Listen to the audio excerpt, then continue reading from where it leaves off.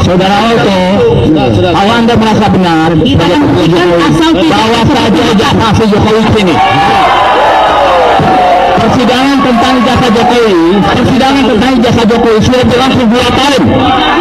Sudah berlangsung 3 jilid di Pengadilan Jakarta Pusat, di Pengadilan Negeri Solo, di Pengadilan Negeri Jakarta Pusat lagi. Sudah 2 tahun tidak pernah ditunjukkan ijazah asli Jokowi.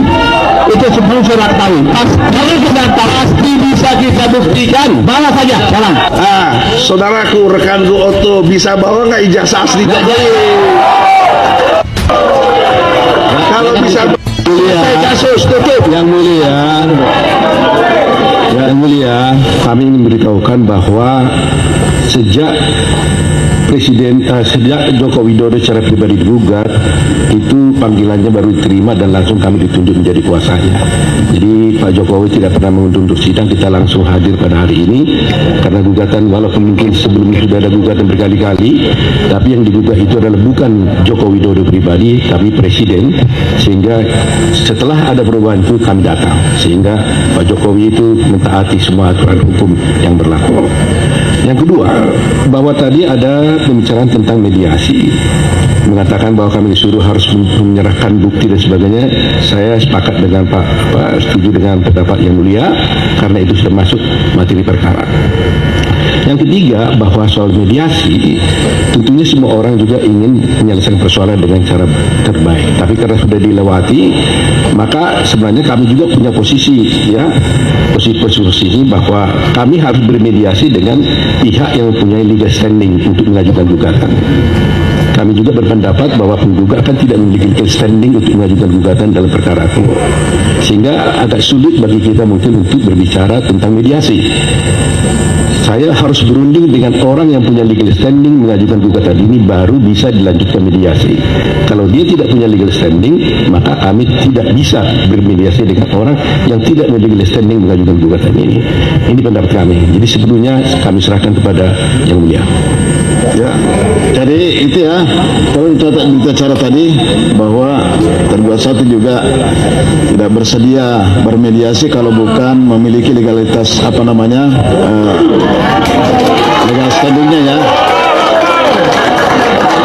Jadi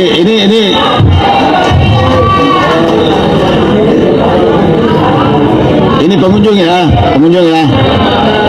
Ya.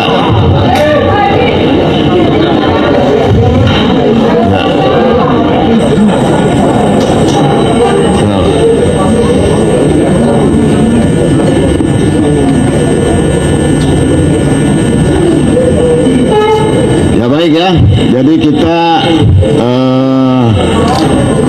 melangkah ke surat gugatan. Ini sudah ada penjelasan dari tergugat satu tadi. Ke surat gugatan. Bagaimana surat gugatan ini tadi, tidak ada perubahan ya?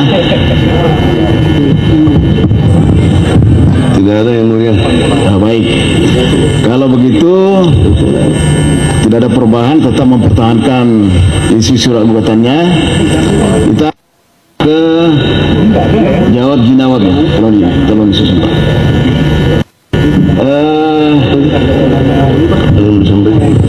Ini kan semuanya advokat. Sebentar ya? Yang Mulia. Ya. Sebenarnya tadi kami agak berat hati untuk memulai sidang karena ketua kami Egy Sujana belum hadir. Pasti ada sesuatu yang tidak beliau sampaikan yang tidak mungkin saya wakilkan. Beliau tadi soal jadi ini nampaknya perlu untuk dikelirkan kembali, karena pada saat Yang Mulia memberikan saran soal surat kuasa tersebut, kita semua kan hadir dan ada rekaman untuk itu. Sedangkan Yang Mulia mengatakan tadi bahwa surat kuasa itu bukan merupakan suatu persetujuan atau saran dan sebagainya itu. Jadi ini perlu disampaikan kembali. Ya mohon maaf ya, saya nggak bisa mundur ke situ lagi. Ini kita sudah melangkah nih. Ini sudah masuk ke surat gugatan, sudah dianggap tidak ada diperbaiki lagi. Tetap mempertahankan surat gugatannya, jangan mundur lagi. Ini panjang lagi nanti kalau begitu. Kalau saya mendengar informasi Yang Mulia, bukan soal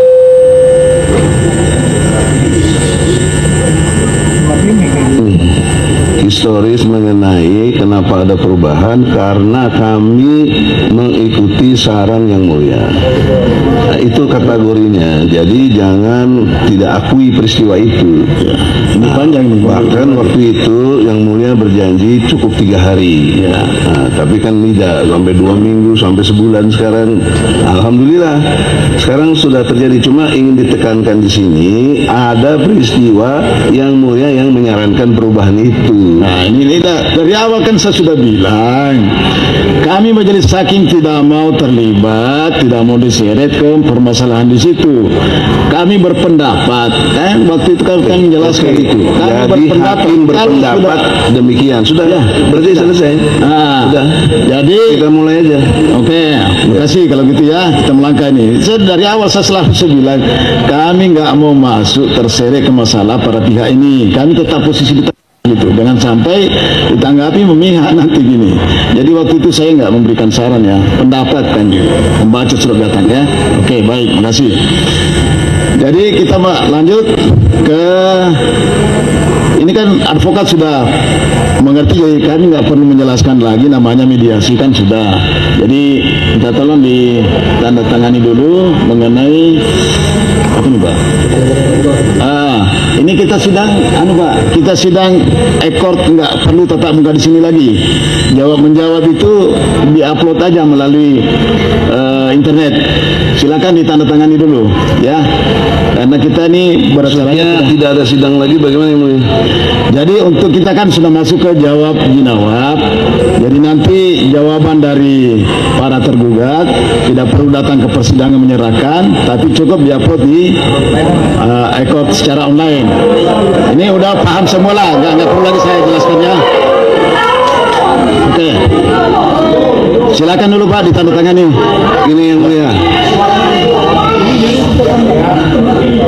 munculnya ekor itu kan satu situasional karena beberapa tahun lalu ada COVID-19, maka ada social distancing sehingga tidak ada orang datang ke pengadilan dan lain sebagainya, maka pakai ekor dalam pengertian nggak ada sidang. Sekarang udah nggak ada COVID itu, virus apa sekarang ini? Virus kekuasaan berarti ini. Nggak boleh, harus ada sidang. Jangan menyalahi undang-undang pokok kehakiman Yang Mulia.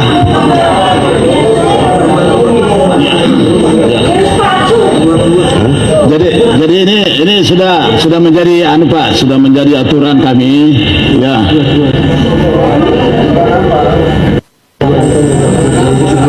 Ya, saya pikir ini advokat sudah paham semua sebenarnya ya, sudah paham Pak. Sekarang seluruh Indonesia Udah paham apa Yang Mulia?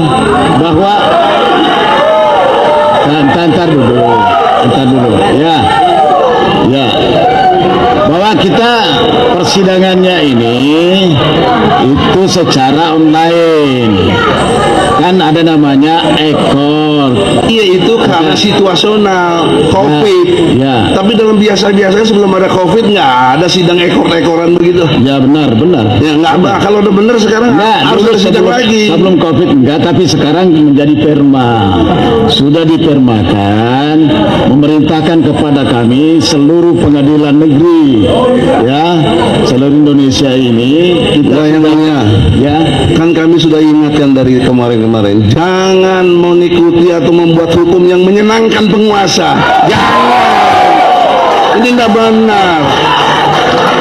Kalau mau ngerti, yang berkuasa di negeri ini rakyat, kedaulatan rakyat. Nah, teman-teman semua, kembali lagi bersama saya NKRI Harga Mati. Nah, teman-teman, di mana tadi kita melihat sebuah cuplikan video yang sangat begitu menarik. Sekarang kita akan membahas di mana ijazah Gibran dan Jokowi jelas palsu. Nah, teman-teman, mari kita bahas bersama. Berani karena benar, meski terus Bang Edi nggak bakalan ditunjukin itu ijazah si Jokowi. Yakin gue sebagai dikoreng terus, jangan-jangan lowernya aja belum melihat ijazahnya juga. Kalau tidak bisa menekan, sudah pasti palsu atau memalsukan. bagus, semua judulnya jadi kenyataan. Amin. Masa bapak sama anaknya kok sama-sama nggak punya malu, nipu dan membodohi rakyat. Harusnya rakyat segera bertindak. Jika pengadilan nggak peduli, nggak punya keputusan. Hakim-hakim ini jelas sekali sekelompok geng Solo. Menurut saya hakim-hakim ini harus dinepalkan biar hakim jerak. Ayo rakyat bersatu. Susah sekali cari kebenaran di negara Indonesia ini. Hakim harus dipecat dan pengacaranya harus disilaturahmi ke rumah biar tidak membela pembohong.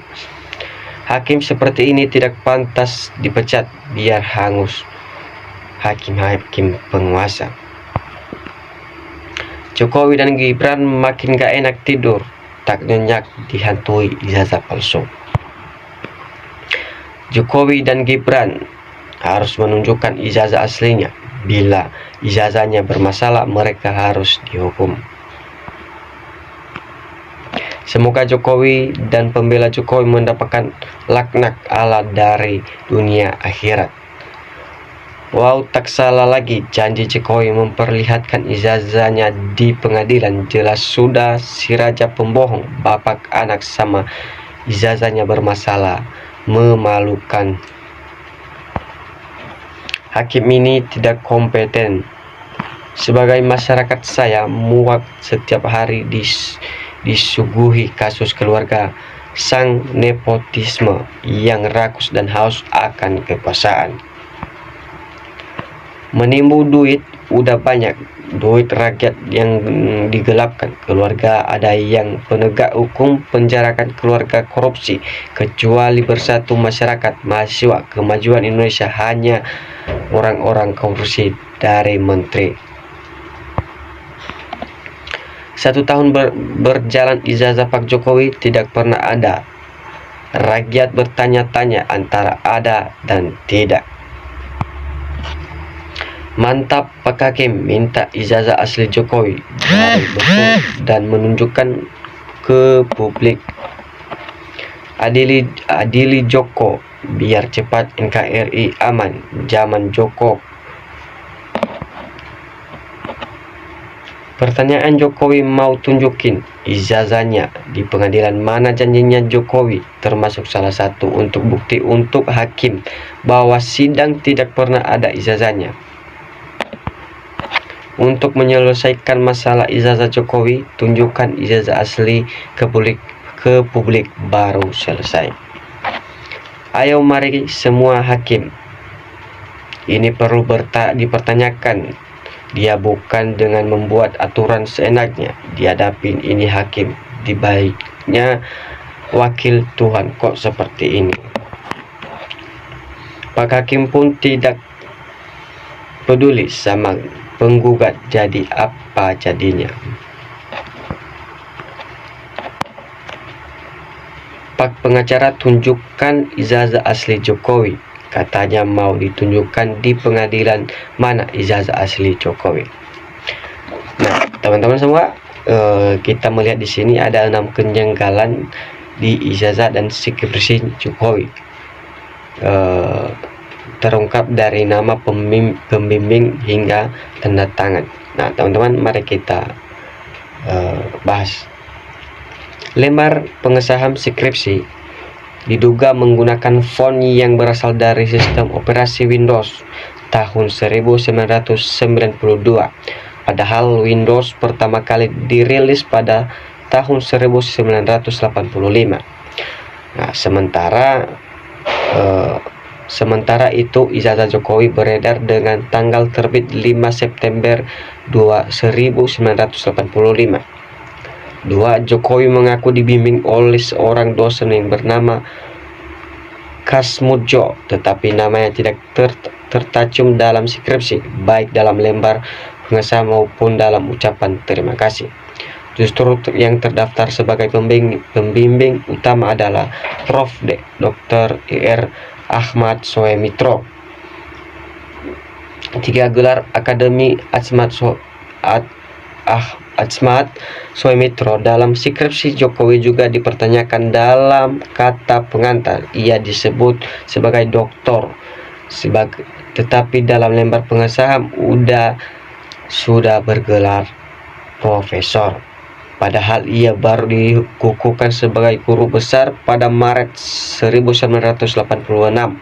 Sementara skripsi Jokowi diklaim telah disahkan pada tahun 1985. 4. Dekat Fakultas Ketauan UGM, Sigit Sunarta menyatakan bahwa mahasiswa umumnya mencetak skripsi di percetakan Prima dan Sanur yang baru berdiri pada tahun 1986.